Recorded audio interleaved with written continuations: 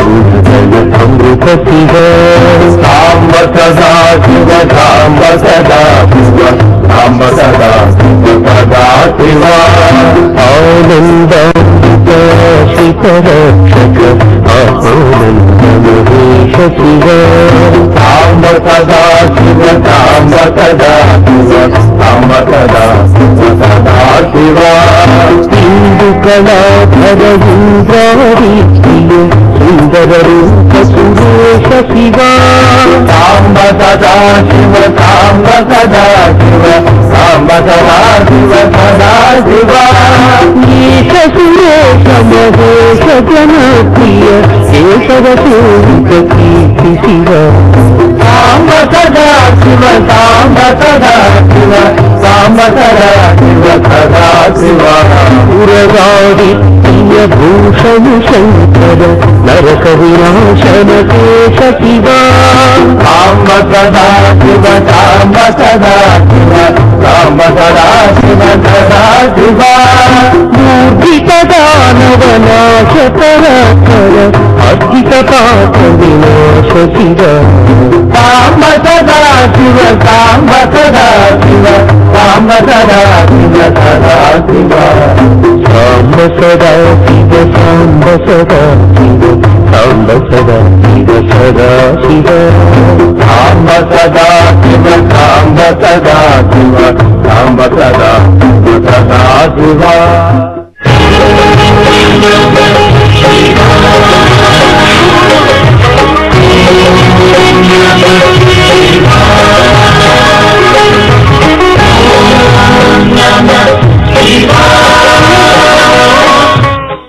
ब्रह्मा मुरारी त्रिपुरांतकारी आनु शशि भूमि सुतो बुधश्च गुरुश्च शुक्रः शनि राहु केतवः कुर्वन्तु सर्वे मम सुप्रभातम्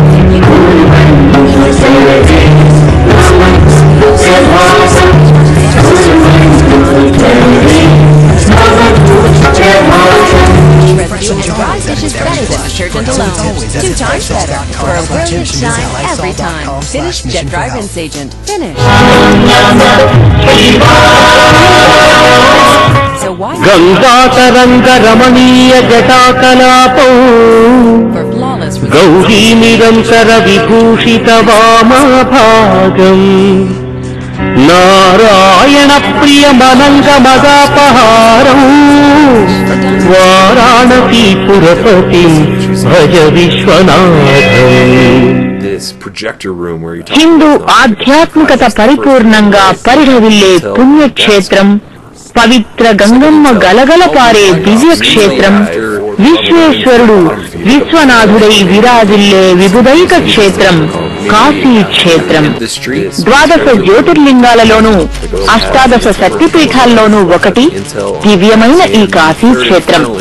జ్ఞానాన్ని ప్రసాదించే గుణం కలిగి చతుర్యుగాదులలో ప్రసిద్ధి చెందిన పరమోన్నత క్షేత్రం పవిత్ర కాశీ క్షేత్రం. ఇక్కడే హరిశ్చంద్రుడు, శ్రీరామచంద్రుడు వంటి రాజులు పరిపాలించారు.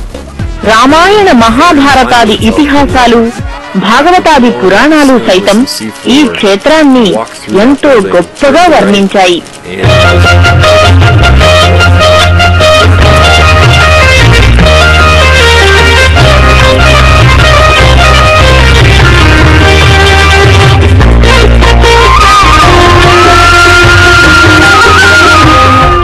బ్రహ్మశ్రీ చాగంటి కోటేశ్వరరావు గారి సారథ్యంలో మహామహిమాన్వితమైన ఈ కాశీ క్షేత్రాన్ని సందర్శించుకున్నాం కదా. యాత్ర ముగింపు సందర్భంగా కాశీ విశేషాల్ని మనం మరొక్కసారి పునరావృతం చేసుకుందాం.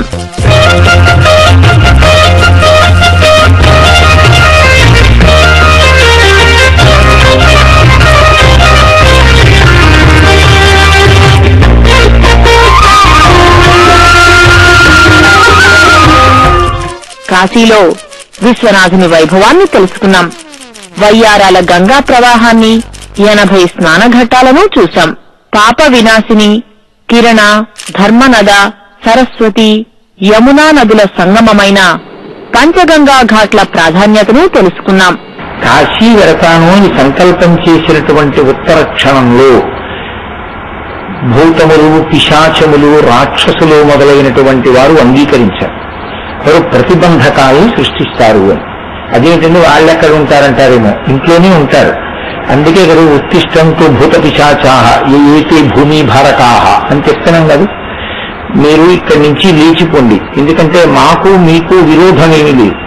మేము ఈశ్వరుణ్ణి ధ్యానం చెయ్యాలనుకుంటున్నాం, కాబట్టి మీరు తొలగిపోండి అని మనం ప్రార్థన చేస్తాం. వాళ్ళు కాశీపట్టణ ప్రవేశాన్ని అంగీకరించారు.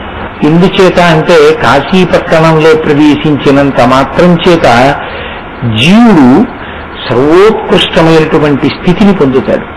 అందుకే కాశీపట్టణ ప్రవేశాన్ని ఉగ్రభూతములు అంగీకరించారు. అథవా ఈశ్వరుడు కూడా పాపపుణ్యముల విచారణ చేసి అందరినీ కాశీపట్టణ ప్రవేశం చెయ్యనివ్వడు అని.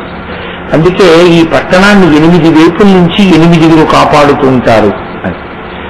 అందున ప్రత్యేకించి కాలభైరవుడు పరిశీలనం చేస్తూ ఉంటాడు. వీడు వస్తానంటున్నాడు, వీడిని ప్రవేశపెట్టవచ్చా?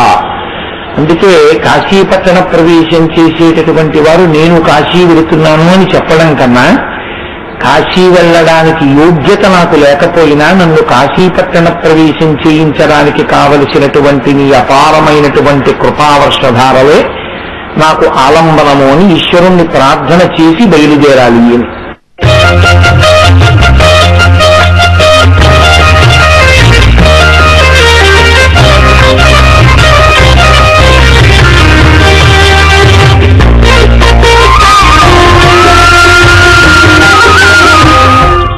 ముఖ్యమైన వరణ, అసి, కేదార, దశాశ్వమేధ, మణికర్ణిక, హరిశ్చంద్ర, ఆదికేశవ ఘాట్ల యొక్క మహాత్మ్యాన్ని విన్నాం. కాశీపట్టణంలో ఉండడమే అంత గొప్పది ఎందుకయింది? కాశీపట్టణంలో ఉండడం అంటే ఏం చేయాలి? మీరు కాశీపట్టణంలోకి ప్రవేశించాలి. దీనికి ఒక హద్దు ఉంది. పంచక్రోశములు అని 5 క్రోశముల దూరం కాశీ. ఇంటిలోకి రావాలి, పట్టణం లోపలికి రావాలి. వస్తే ఇక్కడ సంకల్పం చెప్పేటప్పుడు అనేకమైన పేర్లు చెప్తారు. మహాశ్మశానే అంటుంటారు. కాబట్టి దీనికి మహాశ్మశానం అని ఒక పేరు వారణాసి పట్టణానికి. ఈ పట్టణం లోపలికి రావాలి. ఏమీ కష్టమా? కలకత్తా వెళ్ళటలేదా, ఢిల్లీ వెళ్ళటలేదా, ఇంకో పట్టణం వెళ్ళటలేదా? కాశీలోకి రాలేవు. కారణం ఏమి అంటే నేను కాదు చెప్పవలసింది, పరమశివుడు చెప్పాడు. లోకానికి ఎప్పుడైనా జ్ఞానం ఇవ్వవలసి వస్తే పార్వతీదేవి పరమేశ్వరుణ్ణి ప్రశ్నిస్తుంది. పరమేశ్వరుడు ఆవిడికి చెప్తూ ఉంటాడు. ఆవిడ ద్వారా లోకానికి అందుతూ ఉంటుంది. ఆయనే పార్వతీదేవితో ఒకప్పుడు కాశీపట్టణం ఎందుకంత గొప్పదో, కాశీపట్టణంలోకి ఎందుకు అసలు లోకులు ప్రవేశించడం అంత సాధ్యం కాదో, కాశీపట్టణంలోకి ప్రవేశించి ఉండగలిగాడు అంటే అంత గొప్పది ఎందుకయిందో చెప్పాడు. చెప్తూ ఆయన అన్నాడు, అనిశంబు మన చేత అవిముక్తమయ్యుంట ముగ్ధాక్షి ఇది అవిముక్తమయ్యే, మనకు ఆనందంబునరించు కావున ఆనంద విపినాభిదానమయ్యే. ఓ పార్వతి, దీనికి ఎన్ని పేర్లు ఎందుకు వచ్చాయో నేను చెప్తున్నాను విను. సమ్మతింటూ మహాశ్మశాన భూములనే కాన నేనుంటా మహాశ్మశానమయ్యే. నూరంత ప్రొద్దుండ ఉండు రుద్రుండనే నగుట చేసి ఇది రుద్రగేహాఖ్యయ్యే. వరుణయు అసియు కలియును ఇత అక్షరసరవితో కూడి వారణాసి సంజ్ఞయ్యి గాశ్రుదీప్తాయనంగా విఖ్యాతమైన ధాతువున కాశీయ్య భూతలంబునందు అని చెప్పాడు.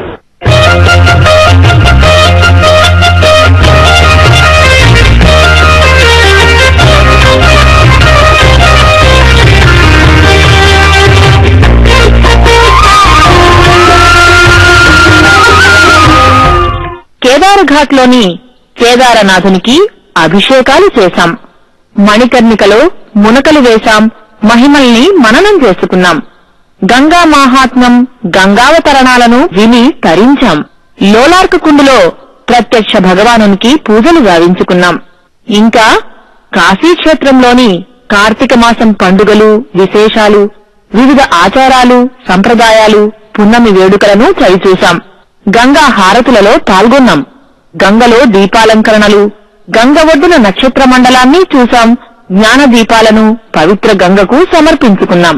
పార్వతీదేవి అడిగింది ప్రశ్న ఒకసారి, ఏమంటే ఎందుకంటే మీరు ప్రయత్నపూర్వకంగా శ్మశానంలో ఉంటారని అడిగింది. అడిగితే పరమేశ్వరుడు దానికి కొన్ని కారణాలు చెప్పాడు. పార్వతి, లోకంలో ఉగ్రమైనటువంటి భూతములన్నీ శ్మశానంలో ఉంటాయి. అవి పుణ్యకార్యాచరణమును అంగీకరించవు. కాబట్టి ఎవరైనా పుణ్యకార్యం చేస్తున్నారంటే వాళ్ళకి విఘ్న రూపంలో వెడతాయి, వాళ్ళని పాడు చేస్తాయి. బ్రహ్మగారు ఒకసారి వచ్చి నా దగ్గర మొక్కుకున్నాడు, శివా, లోకంలో మంగళ కార్యాలు జరగట్లేదు, ఈ భూత ప్రేతాదులన్నీ వచ్చేస్తున్నాయి, వచ్చి మంగళ కార్యాలు జరగకుండా చేస్తున్నాయి. కాబట్టి లోకంలో ఎవరైనా మీ బిడ్డలేగా, 10 మంది కొడుకుల్ని కంటే 9 మంది గొప్ప ఉన్నత విద్యావంతులైనా ఒకడు జేబులైనా వాడికి తండ్రిగా. కాబట్టి లోకంలో అన్ని ప్రాణులకి మీరేగా తల్లిదండ్రులు. కాబట్టి మీరు వెళ్ళి శ్మశానంలో కూర్చోండి. కూర్చుంటే వాళ్ళు వెడతా అంటే ఎవరో ఇక్కడే ఉండండి అన్నారు అనుకోండి, మీరు చూడండి అందరూ వచ్చేయండి అంటే నా వెనకాల వస్తుంటారు. అలా ఆయన అక్కడ కూర్చున్నాడు అనుకోండి, కూర్చుని ఎవరు బయటికి వెళ్ళరు అన్నాడు అనుకోండి, ఎవరు బయటికి వెళ్ళరు, అక్కడ కూర్చుంటారు.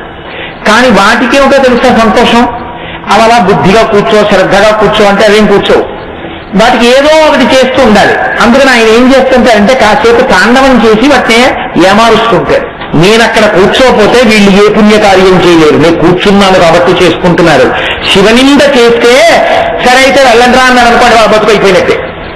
కాబట్టి శివనింద చేయకూడదు, మహాపాప.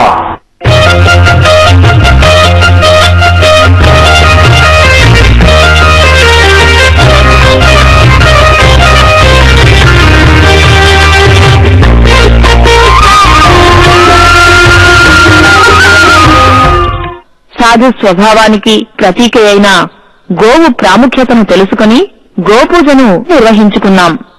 క్షేత్రపాలకుడైన కాలభైరవునితో పాటు కాశీయాత్రికుల చింతలను, విశ్వనాథుని చింతనను బాపిన ప్రథమ పూజ్యుడైన చింతామణి గణపతిని దర్శించుకున్నాం. కామధేనువు తన దూడతో వస్తుంది, ధేనువుతో వచ్చి పరమేశ్వరుని యొక్క విశ్వనాథలింగం దగ్గరికి వెళ్లి 2 కాళ్లు ముందు పెట్టి ఆ పొదుగు ఆయన శివలింగం మీద వచ్చేటట్టుగా పెట్టి పాల ధారలు అలా కురిపించేస్తున్నట్టు. వాటి పాలలో నల్లటి ఆ శివలింగం ఇలా తడిసి ముద్దయిపోయి పాలతో ఇలా నిండిపోయే వరకు పరమశివుడు అబ్బా కామధేనువా నాకు ఇంత కాను పరవశించిపోయాను అనేంత వరకు ఓలవారుస్తుంది టైం, అలా విడిచిపెడుతుంది పాలు. కాబట్టి అక్కడ కామధేనువు నిలబడి అభిషేకం చేస్తుంది. కామధేనువు ఇందుకండెందు శేఖరు ముభాస్యదారల నొలవాత్సు.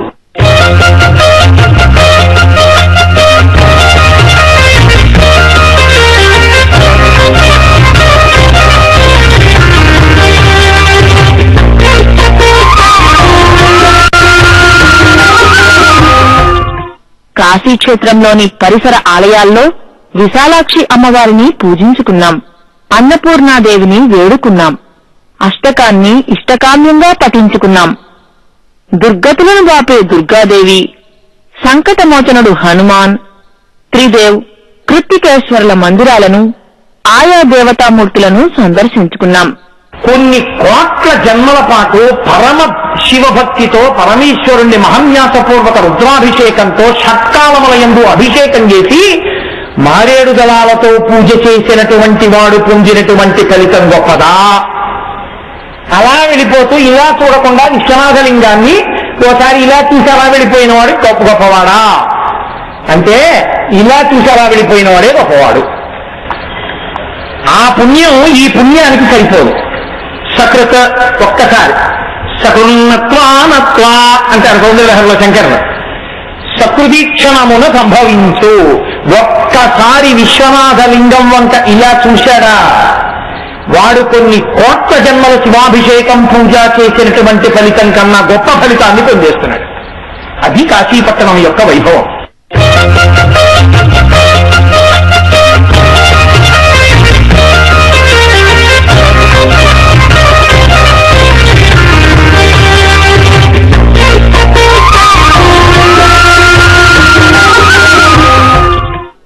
ప్రాచీన కాలం నుంచి సంస్కృతానికి ప్రాధాన్యమిచ్చిన జ్ఞాన కేంద్రం, ఆసియా ఖండంలోనే అతి పెద్దదైన ఆధునిక విజ్ఞాన కేంద్రం బెనారస్ హిందూ యూనివర్సిటీని, వేద పాఠశాలలను, కాశీ వీధులను, వ్యాపార కేంద్రాలను, వసతి సౌకర్యాలను, వింతలు విడ్డూరాలను చూశాం. ఇంకా శృంగేరి మఠంలోని ఆంజనేయ స్వామికి ఆకుపూజలు, కంచి మఠంలోని కామాక్షి అమ్మవారికి అభిషేకం, కాశీయాత్రలో భాగంగా బ్రహ్మశ్రీ చాగంటి కోటేశ్వరరావు గారు భక్త బృందంచే నిర్వహించిన శ్రీ రమా సత్యనారాయణ స్వామి వ్రతాన్ని ఆచరించాం. ఇక్కడ వెడుతున్నప్పుడు కాశీపట్టణం మీదట చంద్రుడు పరవశించిపోతాడు. ఎందుకంటే చంద్రుడికి ఒక లక్షణం ఉంది. పరమశివుడు లింగస్వరూపంగా ఈ బ్రహ్మాండమంతా నిండిపోతే పైన ధారాపాత్రగా ఉంటాడు. ఉండి అమృతాన్ని కురిపిస్తూ ఉంటాడు ఆ బ్రహ్మాండం మీదకి. బ్రహ్మాండము శివలింగ రూపాన్ని పొందితే అదే కదా ఎదురువేద ఆ ప్రార్థనా శ్లోకంలో మన రుద్రానికి ఆపాతాళన భక్తవంత భవన బ్రహ్మాండమావిస్ఫురత్ జ్యోతిష్పాటిక లింగ మౌళి విలసత్ పూర్ణేందు అంతామృతై. ఆ చంద్రుడి నుంచి కలిగిన అమృతం శివలింగం మీద పడుతూ ఉంటుంది అని. ఆ చంద్రుడు కాశీపట్నం నుంచి వెళుతూ అనుకుంటాక అబ్బా అబ్బా అబ్బా అబ్బా ఇవాళ వెళ్ళిపోతున్నాను కాశీలో నేను వెళ్ళిపోయేటప్పుడు ఒక్క క్షణం వృధా చేసుకోకూడదు అనుకుంటాక అనుకుని ఆయన అభిషేకమునరించు అమృతధారా వృష్టి మదనాంతకుని ముక్తి మంటపేటకు. అరే వీళ్ళందరూ చక్కగా లోపలికి వెళ్ళి విశ్వనాథుడి మీద నీళ్లు పోశారు, నేను పై నుండిపోయాను, లోపల విశ్వనాథలింగం మీద పోయలేను కానీ ఓ పని చేస్తానని చెప్పి ఆయన ముక్తి మంటపం మీద తన కిరణములతో అమృతధారలు కురిపిస్తూ శివాలయానికి అభిషేకం చేస్తూ వెళ్తాడు.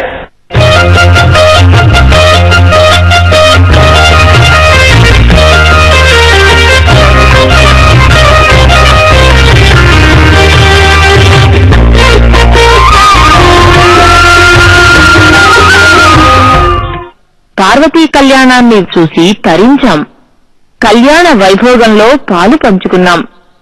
అమృత జ్ఞాన సాగరమైన శ్రీ విష్ణు సహస్రనామ స్తోత్రాన్ని అవిముక్తమైన కాశీక్షేత్రంలో అద్వితీయంగా పారాయణం చేసుకున్నాం. శ్రీ లలితా సహస్రనామావళితో సామూహికంగా కుంకుమ పూజలను జరుపుకున్నాం. లోకం అంతటికీ కాలము రెండుగా విభాగం అవుతుంది, ఉత్తరాయణం దక్షిణాయనం అని. ఒక్క కాశీపట్టణానికి మాత్రం దక్షిణాయనము లేదు. ఎందుకో తెలుసా అండి? దక్షిణాయనము సాధనా కాలము. దక్షిణాయనంలో చచ్చిపోయాడండి వాడు దురదృష్టం అంటారు. దక్షిణాయనంలో చచ్చిపోతే దురదృష్టం ఎందుకంటారో తెలుసా? రేపు ఎంసెట్ ఉండగా ఇవాళ టైఫాయిడ్ వచ్చిందనుకోండి, ఏదో పాప ఆయన దురదృష్టం అంత బాగా చదువుకున్నాడు పిల్లాడు, రేపు ఎంసెట్ అంటే ఇవాళ టైఫాయిడ్ ఏంటి అంటారు. అంటే రాయవలసినది రాయలేదు. దక్షిణాయనమునందు మరణం అంటే ఉపాసన చేయవలసిన కాలంలో శరీరం లేకుండా పోయింది కాబట్టి అయ్యో పాపం ఇది పడిపోయిందిరా వీడికి దక్షిణాయనంలో దురదృష్టవంతులు అన్నారు. చాలా మంది అభిప్రాయం ఏంటంటే దక్షిణాయనంలో చచ్చిపోయినటువంటి వాడు పాపిష్ఠాన్. అలా ఏం లేదు శాస్త్రంలో. దక్షిణాయనం అంటే దక్షిణ మార్గము, ఉత్తరాయణం అంటే ఉత్తర మార్గం. అసలు కాశీపట్టణానికి దక్షిణాయనం లేదు, అంతా ఉత్తరాయణమే. ఉత్తరాయణం అంటే ఏంటో తెలుసా అండి? ఉత్తరాయణములకు లక్షణం ఉంటుంది. దక్షిణాయనం అంటే విమానాన్ని దింపడం, ఉత్తరాయణం అంటే విమానాన్ని ఎత్తడం. అది తేడా. రావణాసురుడు పుష్పక విమానాన్ని తీసుకొస్తాడు. ఎక్కడి నుంచి? కుబేరుణ్ణి ఓడించి తనది కానిది తనదిగా తెస్తాడు. అందుకని ఉత్తరాయణం నుంచి అలకాపురి నుంచి లంకటి కింద వరకు తీసుకొచ్చేస్తాడు. అంటే ఈ శరీరాన్ని పరమేశ్వరుడు ఇస్తే దీన్ని భోగాలకు వాడుకోవడం, దీన్ని ధర్మపథంలో నిలబెట్టకపోవడం, జీవుణ్ణి సంస్కరించుకోకపోవడం, పైనుంచి కిందకి దింపుకోవడం పుస్తక విమానాన్ని. రాముడు ఏం చేస్తాడు? అది ఎక్కి పై పెడతాడు, అయోధ్యకి పట్టాభిషేకాన్ని పెడతాడు. రాముడితో పుస్తక విమానం ఎక్కిన వాడు పాడైన వాడు కాదు, రావణుడితో పుస్తకం ఎక్కిన వాడు నాశనమైన వాడు, భోగముల కోసం తిరిగినవాడు. రాముడు ఎక్కినప్పుడు ఎక్కితే ఎంతమంది ఎక్కినా ఒక చోటు ఉంటుంది పుస్తక విమానంలో. ఎంతమంది మోక్షం పొందినా అయిపోయి సీట్లను ఉండదు, సాధన చేసుకుంటే ఇంకోటి వస్తాడు. ఇప్పుడు అది ఉత్తర దిక్కుగా వెళుతుంది, పైకి వెళుతుంది. ఉత్తర దిక్కుగా పైకి వెళ్ళి అయోధ్యలో పట్టాభిషేకం, శ్రీరామ పట్టాభిషేకం. శ్రీరామ పట్టాభిషేకానికి వానరములే నీళ్లు తీసుకొచ్చాయి, నదుల నుంచి సముద్రముల నుంచి జలములు. రాముడు నరుడిగా పుట్టాడు. పైకి ఎక్కడము అంటే మోక్షం, కిందకి దిగడము అంటే భోగం. ఇక్కడ దక్షిణాయనము లేదు, అంతా ఉత్తరాయణమే. అంటే ఇక్కడికి వచ్చిన వాడికి ఈశ్వరుణ్ణి చేరుకోవడానికి దగ్గరకు వెళ్ళిపోతాడు. అందుకే ఇక్కడికి వచ్చి భోగం అడగవద్దు.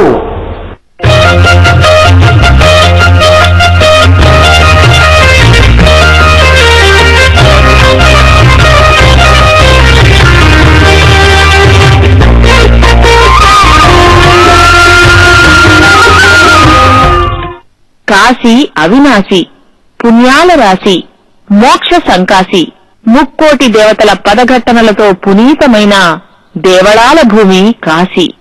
విజ్ఞాన వికాసాలకు నిలయంగా, జ్ఞాన జ్యోతికి ఆవాసంగా, ఆధ్యాత్మిక చింతనకు నెలవుగా, జీవులకు ముక్తినసగే పావనధామంగా కాశీ భాసిల్లుతోంది. తీసి వదలకపోయినా మృత్యువే, వదిలి తీయకపోయినా మృత్యువే. దానంత దగ్గరగా ఏమీ ఉండదు. ఇప్పుడు శివుడు ఏం చేస్తాడో తెలుసాన్ని? పీల్చి విడిచిపెట్టని వాడిని, విడిచిపెట్టి పీల్చని వాడిని అని రెండు రకాలు చేయకుండా పీల్చి విడిచిపెట్టేవాడిగా చేస్తారు. ఆఖరి శ్వాస వించేవాడిని చేస్తారు. ప్రాశంచ ఘంటాం, ఆయన నడువుకి గంటలుంటాయి. సుగంధిం పుష్టివర్ధనం, ఆయన వస్తుంటే ఘృతరీతి ఘనీభూతం సచ్చిదానంద విగ్రహం, పేరుకున్న నుయ్యిలా ఉంటాడు నా తండ్రి. ఎంత సువాసనో పరమేశ్వరుడు వస్తుంటే అక్కడ పరమేశ్వరుని వంటి సౌందర్యమూర్తి లోకంలో లేరు. ఆయన నడిచొస్తుంటే గంటలు మోగుతుండగా పరమేశ్వరుడు నడిచొచ్చి దగ్గర కూర్చుని ఆయన ఇలా బాగా దగ్గరగా ఉండి వాడి ముఖానికి ఆయన ముఖం తగులుతుండగా ఆయన ఇలా వంగితే ఆ జటలు వచ్చి ప్రాణోత్క్రమణమైన జీవుడికి తగులుతుంటే ఎముడు పాశం లేదనే మహానుభావుడు వచ్చి ఇలా వంగి వాడి గడ్డం కింద చెయ్యి పెట్టి వాడి కుడిచిని తన నోటి దగ్గరికి వచ్చేటట్టుగా తల తిప్పుకుని ఆ కుడిచిని దగ్గరికి ఇలా నోరు పెడతాట. పరమేశ్వరుడే వచ్చి ఇలా కుడిచిని దగ్గర ఆ నోరు పెడితే అసలు ప్రాణోత్క్రమణం యొక్క బాగుంటుందండి. ఇంకా అబ్బా అని వాడు పొంగిపోయి ఆయన వంక చూస్తుంటే తారకాన్ని ఉపదేశిస్తాడు కుడిచివిడు. ఆయనేగా మొదటి గురువు లోకానికి. సదాశివ సమారంభాం శంకరాచార్య మధ్యమాం అస్మదాచార్య పర్యంతాం వందే గురు పరంపరాం. ఆ తారకాన్ని ఉపదేశిస్తాడు. ఉపదేశించగానే ఆ జీవుడు ఆఖరి ఊపిరి విడిచిపెడుతూ ఆ తారకాన్ని పలుకుతాడు. నువ్వు ప్రాణం విడిచిపెట్టేటప్పుడు తారక మంత్రాన్ని పలికావురా అని తనలో కలిపేసుకుంటాడు.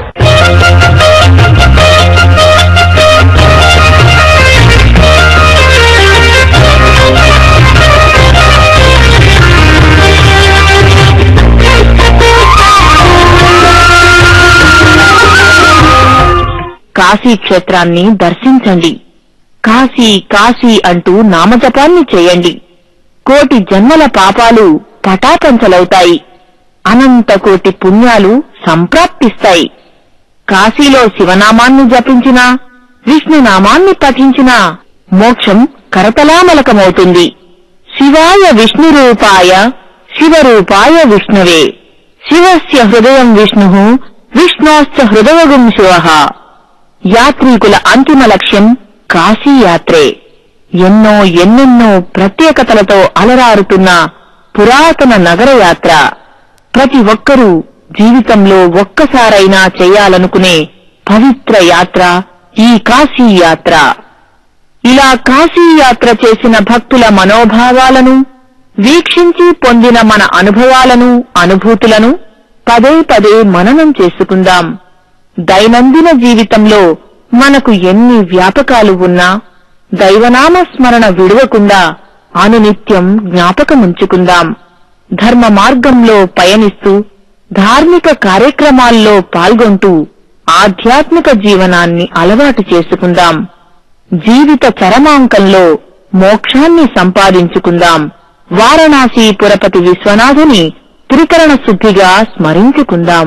బ్రహ్మమురారిసురార్చితలింగం నిర్మలభాసితశోభితలింగం జన్మజదుఃఖ వినాశకలింగం తత్ప్రణమామి సదా శివలింగం దేవముని ప్రవరార్చితలింగం కామదహం కరుణాకరలింగం रावणदर्पविनाशनलिङ्गम् तत्प्रणमामि सदा शिवलिङ्गम् सर्वसुगन्धिसुलेपितलिङ्गम् बुद्धिविवर्धनकारणलिङ्गम् सिद्धसुरासुरवन्दितलिङ्गम् तत्प्रणमामि सदा शिवलिङ्गम् कनकमहामणिभूषितलिङ्गम् हरिपतिवेष्टितशोभितलिङ्गम्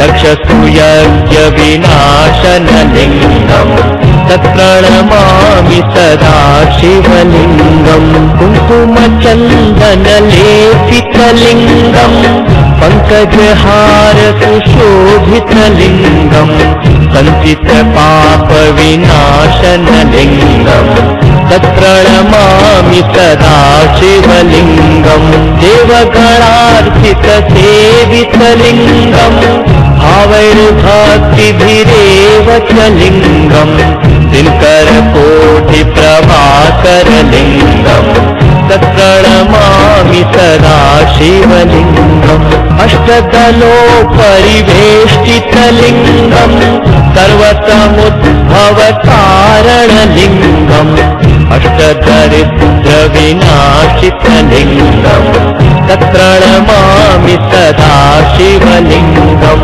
सुरगुरुसुरवरपूजितलिङ्गम् सुरवनपुष्पसदार्चितलिङ्गम् परात्परम् परमात्मकलिङ्गम् तत्प्रणमामि सदा शिवलिङ्गम्